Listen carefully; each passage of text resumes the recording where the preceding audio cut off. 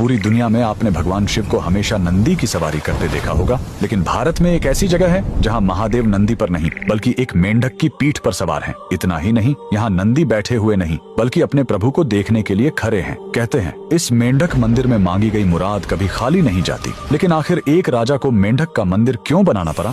कहानी करीब 200 साल पुरानी है, उत्तर प्रदेश के ऑयल रियासत की। वहाँ के राजा बख्तावर सिंह बहुत प्रतापी थे, लेकिन वो कुदरत के आगे हार चुके थे। उनके राज्य में सूखा पड़ गया था, प्रजा पानी के लिए तड़प रही थी और दूसरी तरफ राजा का अपना आंगन सूना था। उनका कोई पुत्र नहीं था जो आगे चलकर गद्दी संभाल सके। राजा पूरी तरह टूट चुके थे। तभी राज्य में एक महान तांत्रिक का आगमन हुआ। उसने राजा की परेशानी सुनी और एक ऐसा उपाय बताया जिसे सुनकर सब हैरान रह गए। तांत्रिक ने कहा, राजन, ये सामान्य सूखा नहीं है, आपको मंडूक तंत्र का सहारा लेना होगा।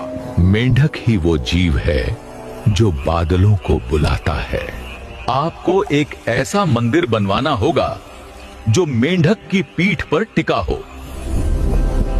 राजा ने तांत्रिक की बात मान ली। निर्माण शुरू हुआ, लेकिन इसमें सीमेंट या चूने का इस्तेमाल नहीं किया गया। इस मंदिर को अमर बनाने के लिए पत्थरों को औरत की दाल और गुड़ के पेस्ट से जोड़ा गया। जमीन से 100 फीट ऊपर एक विशाल पत्थर के मेंढक की आकृति बनाई गई और उसी के ऊपर यह भव्य मंदिर खड़ा किया गया। मंदिर तो बन गया, लेकिन प्राण प्रतिष्ठा के लिए राजा खुद नर्मदा नदी से पवित्र नर्मदेश्वर शिवलिंग लेकर आए। और फिर वही हुआ जिसका सबको इंतजार था। जैसे ही पूजा शुरू हुई, आसमान में काले बादल छा गए और राज्य में झमाझम बारिश हुई। इतना ही नहीं, कुछ समय बाद राजा को पुत्र रत्न की प्राप्ति भी हुई। आज भी यूपी के लखीमपुर खीरी में यह मंदिर शान से खड़ा है। इस अद्भुत मेंढक मंदिर के लिए कमेंट में लिखें, हर हर महादेव।